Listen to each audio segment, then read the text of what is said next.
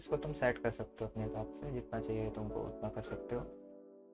ये चीज़ को तुम्हें ऐसे मिलेगी, इस बॉक्स के अंदर ही मिलेगी, तो तुम्हें इसको सेपरेट उठाने के लिए कुछ नहीं करना है, इस पर प्रेस एंड होल्ड करना है और सीधा उठा के साइड पे पेस्ट कर लेना है ताकि तुम्हें आसानी हो। मैं ऐसे कर सकता हूँ, तुम्हें जहाँ पेस्ट करना हो, जिधर रखना हो उसको लगाना हो, ड्रॉप करना हो वहाँ कर सकते हो। सबसे पहले कॉम्पोजिशन बनाएंगे। आफ्टर इफेक्ट एक कॉम्पोजिशन बेस्ड सॉफ्टवेयर है, इसमें जितना भी हम एडिट करेंगे वो एक कॉम्प के अंदर ही जाएगा और एक कॉम्प के अंदर ही लेयर्स पे काम करेंगे। लेयर्स एंड कॉम्प्स का सिस्टम रहता है इस पर, ठीक है। तो बेसिक पे सबसे पहले हम इस कॉम्पोजिशन क्रिएट करेंगे। अब मेन आता है ये width and height. Width depend करती है, जो हम ये देख रहे हो विड्थ, ये मेरे पीसी में ये जो नीचे की बार देख रहे हो, ये हो गई विड्थ, ठीक है। और हाइट हो गई, ये हाइट हो गई, ऊपर नीचे जा रहे हैं जो अपन, मतलब इस बॉक्स में देखो ये हाइट है इसकी, ये इसकी विड्थ है। तो जब अपन फ़ोन को टिल्टेड करते हैं, लैंडस्केप में करते हैं, मतलब फ़ोन को टिल्ट करते हैं तो वो लैंडस्केप में होता है, तो उसकी लंबी वाली साइड जो होगी वो उसकी विड्थ होगी और जो कम कम ऊंची होगी वो उसकी हाइट हो जाएगी। और अगर तुम्हें लैंडस्केप ना करके पोर्ट्रेट में करना है फ़ोन को एकदम सीधा स्टैंड करके, तो वो उसकी हाइट ज़्यादा हो जाएगी और विड्थ कम हो जाएगी। तो रेशो हम ऐसा बनाएंगे कि फ़िलहाल के तुम्हें समझाने के लिए मैं रख लेता हूँ 1080p बाई 1080p स्क्वायर में, दोनों साइड सेम। अब ये तुम लोगों ने देखा होगा, तो ये 1080p हाइट हो गई, 1080p ही विड्थ हो गई है। इसका रेशियो देखो 1:1 आ रहा है। ये स्क्वायर पिक्सल पे है, यहाँ शो भी कर दिया उसने। और 30 FPS, बिकॉज 60 FPS पे मेरा पीसी लैग करता है, most of the time 30 FPS ही चाहिए होता है। गेमिंग वगैरह की वीडियोस के लिए 60 FPS करना पड़ता है। रेजोल्यूशन क्वार्टर पे, ये फुल प्रीव्यू क्वालिटी है, अगर तुम जिस पर रखना चाहो उस पर रखो। मैं क्वार्टर पे रखता हूँ, मेरा पीसी बहुत लो एंड है तो मैं इस पर ही चलाता हूँ। ये तुम्हारी टाइम ड्यूरेशन है, कहाँ से तुम्हारी टाइमलाइन स्टार्ट होगी एंड कहाँ पे तुम्हारी टाइमलाइन एंड हो जाएगी, कितने सेकंड्स पे। तो तुम अपने हिसाब से देख लेना कि तुम्हें कितनी लंबी टाइमलाइन चाहिए और कितना तुम्हें बढ़ाना है। अब तो मैं तुमको बेसिक सिखा रहा हूँ, तुमको करना एडिट अपने हिसाब से पड़ेगा सारा। जितना तुमको करना पड़ेगा वो करना अपने हिसाब से पड़ेगा। मैं तुम्हें टूल समझा रहा हूँ, अगर तुम प्रैक्टिस नहीं करोगे तो तुमसे कुछ नहीं आएगा। तो हम यहाँ पे इसका नाम दे देंगे ट्यूटोरियल, और ये हमारी एक कॉम्प बन गई है, ठीक है। अब इस कॉम्पोजिशन को ये तुम लोगों के में शो नहीं करेगा, अगर जीपीयू है तुम लोगों के पास तो डिस्प्ले एक्सेलरेशन कर लेना। अब यहाँ स्टार्ट करने से पहले हम पहले बेसिक आफ्टर इफेक्ट को सेटअप करेंगे, क्योंकि अगर आफ्टर इफेक्ट का सेटअप ही नहीं होगा तो तुम एडिट ही नहीं कर पाओगे, राइट। तो उसके लिए हम पहले एडिट पर जाएंगे, प्रेफरेंसेस पे जाएंगे एंड जनरल पे खोलेंगे। You can also use shortcuts. देखो इन पे इतने पैनल्स दे रखे हैं तो इतने में कुछ ज़्यादा मतलब नहीं रहता है, मैं तुम्हें मेन काम की चीज़ें बता देता हूँ। अब प्रीव्यू पैनल होता है जो इस पे मेन इन्फॉर्मेशन तुम्हारे जीपीयू की होगी, तो तुम्हें जीपीयू की ये जो मेमोरी है ये मैक्स रखनी है अपने, जितना ज़्यादा तुम दे सको उतना अच्छा है। हार्डवेयर एक्सेलरेशन के लिए यूज़ होती है, तुम जितना ज़्यादा दोगे उतना 3D में यूज़ अच्छे से कर पाओगे। हाँ, एडेप्टिव रेजोल्यूशन लिमिट, ये जो तुम्हारे काम की चीज़ है, ये जो भी है, तो इसलिए इसमें जो रेशियो है वो मिनिमम रखना, ताकि तुम जब क्वार्टर पर रिव्यू चलाओगे प्रीव्यू तो वो तुम्हारा लैग नहीं होगा, ठीक है। बाकी सारी सेटिंग्स को सेम रहने देना जो है यहाँ पे, इन पे छेड़छाड़ नहीं करना है। अब हम जाएंगे इस पर मीडिया एंड डिस्क कैशे पर। ये इंपॉर्टेंट है थोड़ा, ये मैंने भी सेट नहीं कर रखा है, 2020 प्रोजेक्ट भले ही बना रहा हूँ। इसको बनाने से पहले मैं एम्प्टी कैशे कर लेता हूँ, बिकॉज वो ज़रूरी होता है, अगर तुम इसको खाली कर लेना। इस मैक्सिमम डिस्क कैशे को इसको 50 करना है। अगर तुम्हारा सी ड्राइव जिस पे विंडोज़ है अगर वो कम उसका है तो तुम इस पर चूज़ फोल्डर करो एंड इसको ले जाओ जहाँ तुमको बनाना हो, दूसरी ड्राइव हो तुम्हारे पास तो तुम उस ड्राइव पे लेके जाओ एंड कैश पे जाके फोल्डर्स बनाओ, ऐसे जैसे मैंने बना रखे हैं। अब देखो ये डिस्क कैशे है, मैंने डिस्क कैशे के नाम से फोल्डर बनाया एंड उसके डिस्क कैशे के अंदर ये सारा ऑटोमेटिक सेव हो जाएगा, ठीक है। डिस्क कैशे के अंदर एडोब लोकल डाटा, इसके अंदर आफ्टर इफेक्ट है, ये देखो ये सारी चीज़ें उसमें ऑटोमेटिकली सेट हैं, ठीक है। तो आफ्टर इफेक्ट कैशे में जाओगे तो डिस्क कैशे बनाओ, ठीक है। और डिस्क कैशे को सिलेक्ट फोल्डर कर दो, दैट्स इट। ये हमारा D After Effect disk cache में आ चुका है, ठीक है। उसके बाद जो ये नीचे वाला है कन्फर्म्ड मीडिया कैशे, ठीक है। तो इस चीज़ के लिए तुम्हें डाटाबेस वाले को इस पे भी चूज़ फोल्डर करना है, सेम पाथ पे जाना जहाँ तुम्हारा स्टोरेज रख सको तुम कम से कम 50 से 75 GB, मतलब 50 to 75 GB समथिंग, 100 GB तक रखना मैं तो कहता हूँ। तो अब जैसे ये वाला है ये मीडिया कैश में आता है, ठीक है। तो ये मीडिया कैश में जगह मैंने इस पर 2 फोल्डर्स पे बना रखे, देखो डाटाबेस कैशे और कैशे। तो डाटाबेस को हम डाटाबेस पे सिलेक्ट कर देंगे एंड डिलीट कर देंगे। एंड सेम इसके लिए ये कैशे वाला है, इसको कैशे वाले पे चूज़ करेंगे और इसको ले जाएंगे हम वापस से इस पे जहाँ हमने सेव कर रखा था कैशे वाले को। तो मीडिया कैशे एंड कैशे ये इस पे हम इसको भी सिलेक्ट कर देंगे। तो ये सारे फोल्डर सिलेक्ट हो गए अब, ओके। उसके बाद तुम कुछ नहीं करना है तुमको, ये इस पे इनेबल मर्क्यूरी ट्रांसमिट इसको ऑन करके रखना हमेशा, और इन दोनों को भी, अगर ये तुम्हारे में ऑन नहीं है तो इनको ऑन कर लेना। फिर उसके बाद जाना तुम यहाँ मेमोरी वाले सेक्शन पे, इसको जितना तुम लोएस्ट कर सकते हो उतना लोएस्ट रखना ताकि आफ्टर इफेक्ट तुम्हारा उतनी रैम खा पाए, ठीक है। अब मेरे में अदर सॉफ्टवेयर पड़े हुए हैं, लाइक प्रीमियर प्रो पड़ा हुआ है, मीडिया एनकोडर है, फोटोशॉप अभी इंस्टॉल करना है मेरे को क्योंकि काम पड़ेगा उसका। तो ये सब पड़े हैं। अब ये सॉफ्टवेयर पेड हैं सारे। साउंड में तुमको इस पे एक ही ऑप्शन मिलेगा, डबल एम ई का ही मिलेगा, और इस पर वो सिलेक्ट करना जो ऑडियो तुम जिस चीज़ पे लगा के सुन रहे हो। लाइक अगर मैं प्रीव्यू के लिए यूज़ करूँगा तो मैं इस पे करूँगा, जो हेडफोन्स है मेरे इस पे यूज़ करने वाला हूँ, तो यही है। और इस पे तुम माइक लगा सकते हो बाय द वे, बट वही है, ये रहे तुम्हारे ऑडियो मैपिंग के लिए 2 डिवाइस उस पर जो रहते हैं वही सेम है, और उस पर छेड़छाड़ करने की ज़रूरत भी नहीं है तुम्हें। फिर तुमको आना है ये स्क्रिप्टिंग एंड एक्सप्रेशन, इस चीज़ पे आना है और ये 2 ऑप्शन ऑन करने हैं, क्योंकि ताकि तुम जब कोई स्क्रिप्ट लगाओगे, मैं स्क्रिप्ट प्रोवाइड करूँगा तुम लोगों को कुछ, तो वो लगाओगे तो तुम्हारा यहाँ पे इनेबल हो जाएगी, वरना वो इस पे एरर दे देगा, ठीक है। और 3D वाले सेक्शन पे कुछ छेड़ नहीं करनी है, तुम्हारे आफ्टर की सेटिंग हो गई डन।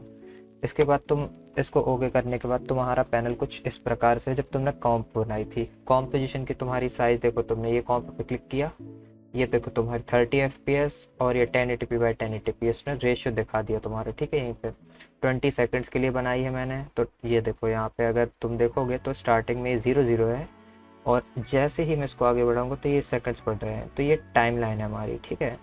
अब जितनी ज़्यादा टाइमलाइन बनाओगे उतनी टाइमलाइन खींचेगी। बेसिक ऑफ द कुछ शॉर्टकट्स तुम्हें याद रखने होंगे, ठीक है। ये स्क्रिप्ट भी नहीं मिलेगी, ये स्क्रिप्ट अलग से है, ठीक है। तो जैसे ये है, अब ये चीज़ क्या है हमारी, ये देखो पूरी टाइमलाइन इतनी है हमारी, पर ये वो चीज़ है जहाँ सिर्फ प्रीव्यू हो, जितने में सिर्फ प्रीव्यू होगा। लाइक मैं अभी स्पेस बार दबाता हूँ अपने PC पे, या तुम अगर वहाँ से प्रीव्यू ना करना चाहो तो इधर से प्रीव्यू करोगे, ठीक है। तो ये देखो रेड बार है जो प्रीव्यू चल रहा है, ठीक है। अब वो इतने पे ही रिपीट हो जाएगा, यहाँ से रुक के यहाँ तक ही रिपीट हो जाएगा। तो हम काम जब इतने पे करेंगे तो सिर्फ इतने पे ही काम होगा हमारा, पूरी टाइमलाइन पे नहीं होगा। इससे होता क्या है, जैसे हमने इतने टाइमलाइन पे काम कर लिया तो ये जो एक्स्ट्रा जो टाइमलाइन है ये हमारी रेंडर नहीं होगी। जैसे ग्रीन लाइन देख रहे हो, यहाँ लेफ्ट क्लिक करोगे, ठीक है, एंड ये न्यू पे जाओगे, ठीक है। ये कॉम्पोजिशन सेटिंग्स तुम्हारी ये वही वाली सेटिंग्स है जो मैंने करवाई थी, ठीक है, ये हो गई। और लेफ़्ट क्लिक करने के बाद इस पर राइट क्लिक करना ले जाकर देन इस वाले लाओगे तो तुम्हारी ये टेक्स्ट लेयर होगी जिस पे तुम सारे टेक्स्ट लिखोगे। ये सॉलिड लेयर होगी जिस पे तुम एक कलर्स वाली लेयर बना सकते हो एंड अदर उसमें इफेक्ट भी लगते हैं कुछ, मैं सिखाऊंगा तुम्हें। लाइट एक अलग से एक 3D लाइट होती है या 2D में भी लग जाती है वो लाइट, तो वो लाइट का ही है सिस्टम, ठीक है। और ये तुम्हारी कैमरा है जो एनिमेशन के टाइम आएगा कि जब हम उसके अंदर एक 3D कैमरा लगाएंगे, उसको एनिमेट करेंगे और 3D ऑब्जेक्ट्स के लिए। और जस्ट नल ऑब्जेक्ट, ये सबसे इम्पॉर्टेंट चीज़ है, ये तुम्हें हर जगह यूज़ करनी पड़ेगी। इसमें नल ऑब्जेक्ट एक ऐसी लेयर है जिससे हम बाकी लेयर्स को कनेक्ट करके एक साथ काम कर सकते हैं, वो सिखाऊंगा तुमको, रुक जाओ अभी ऐसे समझ में नहीं आएगा।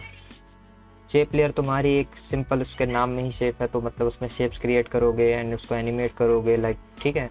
एडजस्टमेंट लेयर, इसके भी नाम में ही एडजस्टमेंट है तो इसमें भी सिर्फ और सिर्फ एडजस्टमेंट होती हैं, इफेक्ट्स लगते हैं एंड दैट्स इट। ये कंटेंट अवेयर फिल लेयर, इस चीज़ का तुमको पड़ेगा यूज़, जैसे तुम किसी चीज़ का बैकग्राउंड रिमूव करोगे, ठीक है, हटाओगे तो वहाँ जगह खाली हो जाती है, तो उस चीज़ को फिल करने के लिए वो एआई से फिल करता है, तो वो उस चीज़ के लिए फिल होती है। ये फ़ोटोशॉप फाइल खोलने के लिए, या मैक्सन 4D सिनेमा 4D की फ़ाइल खोलने के लिए, तो इन सब चीज़ों की तुम्हें नीड नहीं पड़ेगी, इतने में काम हो जाएगा।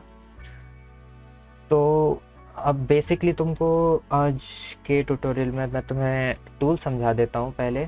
ठीक है, ये होम टूल है, इसको अगर होम टूल को तुम प्रेस करोगे तो अगर खुल जाए इसका, मेरा देखो ये पैनल खुलेगा। ठीक है, जहाँ से मैं सारे एडिट्स खोल सकता हूँ, जितने प्रोजेक्ट बनाओगे तो तुम वो यहाँ तुम्हें दिख जाएंगे। ठीक है, अब आफ्टर इफेक्ट खोल लेता हूँ। तो इस पैनल को सिर्फ इसी के लिए यूज़ करते हैं कि अब आपके पास कोई प्रोजेक्ट पड़ा है तो उसको ओपन कर लो, या फिर जो नया प्रोजेक्ट बनाना है वो यहाँ से बनाओ। ठीक है, और जो प्रोजेक्ट तुमने बनाए होंगे वो यहाँ लिस्टेड हो जाएंगे सारे। ठीक है, तो तुम सर्च भी कर सकते हो। तो फिलहाल के लिए मैं अपने उसी कॉम्प पे आ जाता हूँ जो खोला रखा था। इसमें ये कर्सर होता है तुम्हारा किसी भी चीज़ को सिलेक्ट करने के लिए। लाइक मैंने यहाँ लेफ़्ट क्लिक किया। ठीक है, अब मैं इस पर एक मान लो एक शेप लेयर क्रिएट करता हूँ। ये शेप लेयर है। ठीक है, अब ये लेयर डल गई है। ठीक है, हमारी ये तुम्हारा मोशन ब्लर का ऑप्शन होता है, ये एडजस्टमेंट का होता है, ये 3D के लिए होता है। ठीक है, ये तुम्हारा हैंड टूल है। इस हैंड टूल को उठाओगे तो तुम इसलिए इस चीज़ को मूव कर पाओगे। ठीक है, ये जो है तुम्हारा ये जो बॉक्स है जिस पे प्रीव्यू हो रहा है, इस चीज़ को मूव कर पाओगे। ठीक है, एंड इस पे कुछ नहीं होगा तुम्हारा। लेकिन अगर तुम इस वाले टूल को उठाओगे तुम लेयर को खिसका सकते हो। देखो ये खिसक रही है ना, ये लेयर को खिसकाने के लिए। अब तुम ऐसे बार बार यहाँ जाओगे फिर इसको खिसकाओगे, ऐसा नहीं करते। अगर ऐसा करोगे तो टाइम वेस्ट होगा। तो तुम सीधा देखो, जैसे तुम्हारा हैंड टूल पे है, अब ये हैंड शो कर रहा है। देखो लाइक कर रहा है ना शो हैंड। अब मैं अपने कीबोर्ड पे वी प्रेस करूँगा, देखो आ गया ये कर्सर। अब देखो ये खिसकेगा भी। और अगर तुम्हें एकदम एग्जैक्ट खिसकाना है कि हाँ यहाँ पे चिपक ही जाए ये जाके एकदम, तो शिफ्ट दबा के अगर खिसकाओगे इसको तो एकदम बिल्कुल चिपक जाएगा। देखो एकदम परफेक्ट आया है। और रुको एक मिनट।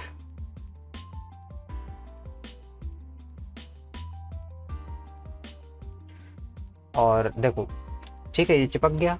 अब ये चिपकने के बाद हम तुम्हें बताते हैं, ये जो टूल है इस टूल से तुम किसी भी चीज़ को बड़ा कर सकते हो। ठीक है, और ये ऑल्ट दबाओगे अपने कीबोर्ड पे तो ये छोटा भी हो जाएगा लाइक दिस। ठीक है, माउस पे क्लिक करना पड़ेगा तुम्हें कर्सर पे। ठीक है, अब ये जो टूल है, ये जो 3 टूल हैं, ये तुम्हारे 3D में खुल जाएंगे जब तुम 3D चीज़ें चलाओगे ना। लाइक इसको मैं 3D करा तो देखो ये टूल्स खुल गए। इन टूल्स का काम अभी मत सीखो, ये तुम्हें एडवांस वाली क्लास में सिखाएंगे हम आराम से। अभी फ़िलहाल में तुम बेसिक समझो। ठीक है, ये टूल्स तुम्हारा रोटेशन वाला है, जिससे तुम अपनी चीज़ों को यहाँ पे रोटेट करा सकते हो। लाइक अगर मैं यहाँ पे अगर कुछ शेप बनाता तो वो चीज़ रोटेट हो जाती। फर्स्ट ऑफ ऑल एक काम करना, जब भी कोई प्रोजेक्ट बनाना तो उस चीज़ को सेव कर लेना, क्योंकि अगर इसमें आफ्टर इफेक्ट में तुम डाटा को सेव नहीं करोगे तो वो उड़ जाता है। तो उसके लिए तुम Ctrl+S दबाओगे जब पहली बार फोल्डर बनाने के बाद, और उस पर अपने प्रोजेक्ट फाइल की लोकेशन कहीं भी डाल लो। लाइक मैं अपने की यहीं रखता हूँ जहाँ ये है AE प्रोजेक्ट्स में, इसके अंदर रखता हूँ। तो मैं इसमें एक अनटिल्टेड प्रोजेक्ट बना दिया है जिसका नाम मैं अभी ट्यूटोरियल डाल दूँगा। तो इसके लिए हम डालेंगे ट्यूटोरियल। ठीक है, तो इतना करने के बाद तुम जब इसको ओके करोगे तो वो सेव हो जाएगा। अब वो फाइल्स तुम्हारी यहाँ शो करेगी। देखो जब हमने होम टैब बताया था ना, यहाँ तुम्हारे सारे प्रोजेक्ट खुलेंगे तो वो उस पैनल पे भी शो करेगी। लाइक देखो ये ट्यूटोरियल, अब इसी फोल्डर को मैंने अभी खोल रखा है, वापस खुल गया वहीं से खुल गया, कोई दिक्कत नहीं जाएगी।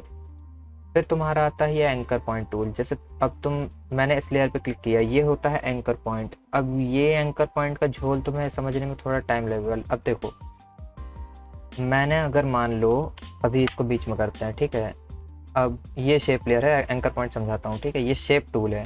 इस पर अगर तुम लेफ्ट क्लिक करोगे जा करके तो इतना नहीं दिखाएगा, पर तुम इस पर क्यू प्रेस करोगे एक, और तो ये देखो शेप चेंज होगी यहाँ की। एक और बार क्यू प्रेस करोगे तो ये इलिप्स टूल पे आ गया। ठीक है, एक और बार क्लिक करोगे तो पॉलीगन टूल खुल गया। एक और बार क्लिक करोगे तो स्टार टूल हो गया। ठीक है, अभी रेक्टेंगल पे आ गया। तो हम बेसिकली अभी फ़िलहाल के लिए तुमको एग्जांपल के लिए एक रेक्टेंगल बना के दिखाता हूँ। तो मैं शिफ्ट दबाऊंगा और एक रेक्टेंगल बनाऊंगा तो ये स्क्वायर बनेगा। ठीक है, अगर मैं शिफ्ट छोड़ दूंगा तो ये देखो ये इसको फ्रीली मूव कर सकते हैं। ठीक है, पर हम अभी फ़िलहाल शिफ्ट दबाएंगे क्योंकि हमें एक स्क्वायर चाहिए। ठीक है, अब ये स्क्वायर को हम बीच में लाने के लिए, अब देखो ये जो इसका एंकर पॉइंट है। ठीक है, अभी फ़िलहाल के लिए समझाता हूँ। देखो अभी मैंने इसको सेंटर पे कर लिया एकदम। अब देखो जो एंकर पॉइंट है, अब इसका हम छोटा बड़ा करने के लिए इस लेयर पे क्लिक करेंगे और इसको स्केल दबाएंगे।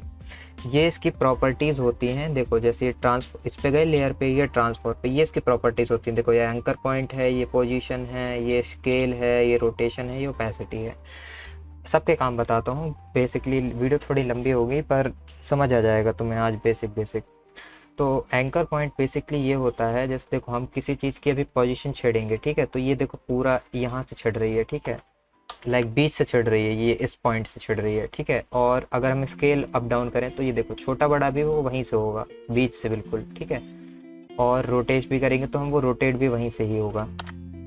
ओपेसिटी मेनली तुम्हारे ओपेसिटी ही है, तुम कितना रखना चाहते हो डिपेंड करता है। अब एंकर पॉइंट की बात कर रहा था मैं, तो अगर बेसिकली तुम एंकर पॉइंट देखो, अगर ये एंकर पॉइंट टूल इस काम आता है। जब हम इस एंकर पॉइंट टूल को उठा करके अगर हम एंकर पॉइंट को नीचे रख दें, ठीक है, तो अब देखना तुम जादू। अब जो ये स्केल होगा वो यहाँ से होगा, यहाँ से बढ़ेगा घटेगा। और रोटेशन पे देखोगे तो तुम रोटेट भी यहाँ से ही होगा, लाइक ऐसे, समझ रहे हो। तो ये चीज़ ऐसे होती है, इसीलिए एंकर पॉइंट का काम भी ज़रूरी होता है। ये अब तुम सोच रहे हो कि ये स्केल लेयर पे सिर्फ ये एक लोगो क्यों है, तो ये पेरेंट है। ये तुम्हारी हाइट हो गई ऐसे ऐसे वाली, ये एक्स वाली है, सॉरी ये एक्स वाली है, तो ये एक्स एक्सिस पे हो गई, ठीक है। और ये वाली जो है ये वाई एक्सिस पे है। और अगर तुम इसको 3D करते तो तुम देखो ये तीसरी जेड एक्सिस पे है, जो आगे पीछे होती है वो वाली, मतलब पूरा 3D बना सकते हो तुम इसको, ठीक है। तो फिलहाल हम 3D से हटाएंगे इसको, and this looks like so. अब हम बेसिकली यहाँ रेक्टेंगल तक पहुँच गए थे, ठीक है। अब ये होता है पेन टूल, ठीक है। पेन टूल का काम क्या होता है अभी समझाता हूँ, ठीक है। मान लो हमने एक सेकंड, हाँ इसी को ले लेते हैं, ठीक है। शेप लेयर ही बना ली हमने। अब इस शेप लेयर के अंदर मान लो हमें कुछ पार्ट कट करना है, या किसी चीज़ को हमें कट करना है, या उसको लाइन बनानी है, या ड्रॉ करना है, सबके लिए काम आता है। तो बेसिकली देखो ये इधर से इधर और इधर और इधर और इधर, ये हमने एक मास्क बना लिया, ठीक है। अब हमें जो मास्क बनाया है ये देखो, अब इस पे जाएंगे हम, कंटेंट्स पे गए, देखो अब ये जो हमने शेप बनाया है, ठीक है, ये शेप लेयर हो गई, ये अलग चीज़ है। ये जो हमने शेप बनाया है वही शेप है, ठीक है। और जो हमने रेक्टेंगल बनाया है वो अलग चीज़ है। अब इसमें जो शेप बनाया है वो कस्टम शेप है, ठीक है। तो हम इस शेप के साथ छेड़छाड़ भी कर सकते हैं, लाइक हमें डार्क, इस पे और भी चीज़ हो जाती हैं काफ़ी, बट इतना पार्ट देखो मैंने जैसे अलग कर दिया, स्क्रीन मोड लगा दिया उस पर, ठीक है।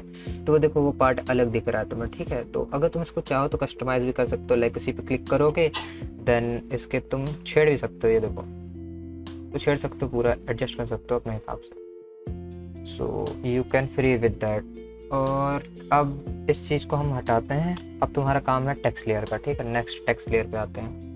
टेक्स्ट लेयर बेसिकली तुम्हारी टेक्स्ट लेयर है, एक ऐसी लेयर जो तुम्हारे टेक्स्ट को शो करेगी। लाइक देखो मैं यहाँ पे लेफ्ट क्लिक किया, न्यू पे गए and text layer. By the way इसके शॉर्टकट्स मैं तुमको बता दूँ तो शॉर्टकट्स के लिए तुम यहाँ लेयर पे जाओगे, न्यू पे, ये रहे इसके सारे शॉर्टकट्स। टेक्स्ट लेयर के तुम्हारा ये रहा, सॉलिड लेयर का ये रहा, लाइट का ये है, कैमरा का ये रहा, और नल ऑब्जेक्ट का ये है। शेप लेयर के लिए तुम्हें क्रिएट खुद ही करनी पड़ेगी बिकॉज उसका शॉर्टकट नहीं है। और एडजस्टमेंट लेयर का ये रहा। इसके बाद तुम जैसे मैंने ये टेक्स्ट लेयर लगाई अभी, ठीक है, एक एम्प्टी टेक्स्ट लेयर है, ठीक है, इसमें लिखा हुआ है एम्प्टी टेक्स्ट। अब यहाँ लिखने के लिए तुम्हारे पास देखो, तुम अगर क्लिक कर दोगे तो तुम्हारी नई लेयर बन गई, ठीक है। अगर लेकिन तुम मान लो तुम्हें उसी लेयर में छेड़छाड़ करनी है जिस पे तुमने टेक्स्ट लिखना है, अब वो टेक्स्ट लेयर पे कैसे लिखोगे, ऑप्शन ही नहीं आ रहा कोई, ना ही तुम यहाँ सिलेक्ट करके लिख सकते हो। तो उसके लिए कुछ नहीं करना होता है। उसके लिए देखो पहले तो मैं टेक्स्ट सिलेक्ट कर लेता हूँ वाइट कलर का, बिकॉज तुम्हें ब्लैक है बैकग्राउंड। अब इस पर डबल क्लिक करना, माउस का राइट जो लेफ्ट क्लिक है, डबल लेफ्ट क्लिक करना। अब ये तुम्हारा ऑप्शन कर्सर आ गया। अब मैं कुछ भी लिखूंगा, लाइक हेलो लिखता हूँ, ठीक है। तो वो देखो लिख गया आराम से। अब इस लेयर को अनसेलेक्ट करने के लिए, क्योंकि अभी लेयर सिलेक्टेड है, अगर तुम अभी कुछ और बटन दबाओगे तो वो इस पे लिख जाएगा। तो इसको करने के लिए सिंपली खाली जगह पे क्लिक कर दो एक बार लेफ्ट, और डन हो जाएगा। अब तुम्हारा ये जो है बीच में नहीं है, सेंटर में, तो इसको सेंटर में लाने के लिए एक सबसे बढ़िया तरीका बताता हूँ। अदर यूट्यूबर्स तुमको बताएंगे कि तुम इसको ऐसे ले आओ, या देखो इसका एंकर पॉइंट भी है तो इसको एंकर पॉइंट से उठा के, नहीं ऐसा नहीं करते। एंकर पॉइंट को पहले यहाँ से बीच में लाने के लिए सबसे पहला काम करना है कंट्रोल ऑल्ट और होम, इतना दबाओगे, ठीक है। और उसके बाद इस पूरे सेंटेंस को बीच में लाने के लिए, मतलब पूरे वर्ड को बीच में लाने के लिए कंट्रोल होम दबाओगे तो ये बीच में आ गया। शॉर्टकट्स याद रखना, शॉर्टकट्स का काफ़ी खेल है, जितना ज़्यादा शॉर्टकट्स याद रखोगे उतना तब काम बहुत स्पीड से होगा। अब ये तुम्हारा सिंपली एक टेक्स्ट आ गया है। इसको एनिमेट करने के लिए कुछ प्रीसेट आते हैं आफ्टर इफेक्ट में, लाइक अब तुम इफेक्ट डालने के लिए तुमको दो तरीका, पहले एक तरीका सुनो। तुम्हें इफेक्ट डालने के लिए इस पैनल पे जाना पड़ेगा, ठीक है। इस पैनल को ओपन रखना पड़ेगा और इफेक्ट डालते कैसे हैं वो भी सिखाता हूँ। तो फ़िलहाल पे तुम टेक्स्ट लेयर के बाद ये लेयर्स हैं जो ये वाले तुम्हें मैं समझा देता हूँ। ये ब्रश टूल है, इससे पेंट होता है। ये वाला टूल जो है तुम्हारा क्लोन स्टैम्प है, मतलब इससे तुम सीधे किसी भी चीज़ का क्लोन बना सकते हो। ये तुम्हारा इरेजर टूल है जिससे कुछ भी चीज़ इरेज हो जाएगी। फिलहाल हम इफेक्ट वाला पैनल खोलते हैं, ठीक है। हाँ, ये रोटो ब्रश है, किसी भी चलती हुई वीडियो में से उसका बैकग्राउंड रिमूव करने के लिए काम आता है। इसका यूज़ मैं तुम्हें बाद में सिखाऊंगा जब एडवांस वाली क्लास जाएंगे। और ये पपेट टूल है, किसी भी चीज़ पे हम मान लो इस पे पपेट टूल पे ये लगा देंगे, हम पॉइंट लगा देंगे लाइक दिस। एक पॉइंट हमने यहाँ लगाया, एक यहाँ लगाया, तो हम इस चीज़ को देखो हिला सकते हैं, लाइक है ना। पपेट टूल का काम यही है, हम किसी भी चीज़ को मूव कर सकते हैं, किसी भी चीज़ को। लाइक अगर तुम्हारे पास कोई कैरेक्टर की पीएनजी है तो तुम उसको डांस करा सकते हो seriously. You can do anything with after effect. तो सारे टूल्स समझ में आ गए हैं तुम्हें, ठीक है। पपेट टूल को हम रिमूव करेंगे, ये इफेक्ट है एक। अब मेनली देखो तुम्हारा टेक्स्ट जो है ये एकदम प्लेन टेक्स्ट है, राइट। तो इसको हम मूव करने के लिए इस पैनल पे जाएंगे, इफेक्ट एंड प्रीसेट वाले पे। ये तुम्हारा इसका सर्च बार है, ठीक है। ये आएगा तुम्हारा, ठीक है। अब इस पे तुम देखो जितने इफेक्ट रिलेटेड, अब इस पे आओगे टेक्स्ट वाले इफेक्ट पे, ठीक है। अब ये नंबर, टाइम कोड, ये इन सब पे डले हैं, तो इन पे नहीं करना है तुम्हें, कुछ भी नहीं करना है, ये सब फालतू की चीज़ें हैं, ऐसा करना ही नहीं है। ये एनिमेशन प्रीसेट से इस पे टेक्स्ट पे आओगे, इन पे आओगे टेक्स्ट पे, तो ये तुम्हारे कुछ आगे तुम्हारे ये animation in, animation out, fill, stroke, सब ग्राफिकल टाइप के सब रखे हुए हैं। फिलहाल पे तुम बेसिकली समझो कि ये ब्लर्स वाले हैं, ब्लर बाय वर्ड, ठीक है। ये देखो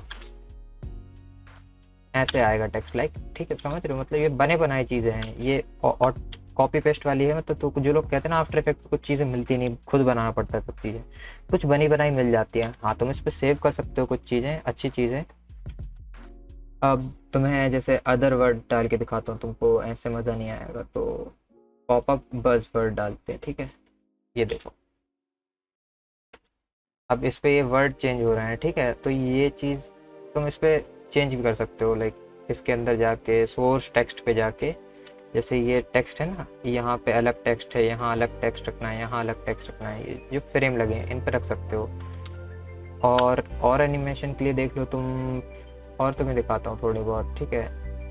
स्लो फेड ऑन, देखो ये तो काफ़ी यूज़ होता है, ठीक है। तो ये स्लो फेड ऑन काफ़ी यूज़ हो सकता है, बढ़िया है। तो ये टेक्स्ट एनिमेशन वगैरह हैं। तो बेसिकली सारे टूल समझा दिए तुमको लोगों को। तो टूल समझने में और कुछ रह गया हो तो बता देना, उसको नेक्स्ट वीडियो में कवर कर लेंगे। और इन जो बाकी टूल्स हैं ये सब तो मैं बाद में समझाऊंगा जब मैं 3D वगैरह पे आऊँगा। पर अभी इसके लिए समझ लो कि ये तुम्हारा रेंडर क्वालिटी है। देखो अभी जो क्वालिटी दिख रही तुमको, ठीक है, ये फुल पे है। बट अगर इसको मैं क्वार्टर पे कर दूंगा, देखो ये ब्लरी हो गया ना, तो ये प्रीव्यू ऐसा होगा, बट रेंडर तुम्हारा फुल पे ही करना, तो वो इस क्वालिटी में रेंडर होगा ऐसे। इसमें तुम देखो कि कितना जूम करोगे, देखो ये है। अब मोशन ब्लर वगैरह भी तुम्हें नेक्स्ट वीडियो में ही समझाता हूँ, फिलहाल के लिए तुम इतना ही याद रखो। तो तुम्हारी आफ्टर इफेक्ट की ये वाली वीडियो होती है कंप्लीट। अब नेक्स्ट वीडियो हम मे बी शायद नेक्स्ट वीक या इसी वीक, मैं अभी तो स्टार्टिंग है वीक की, तो देखता हूँ इसी हफ्ते एक और वीडियो आ जाएगी शायद लॉन्ग पे। चैनल को सब्सक्राइब मार देना।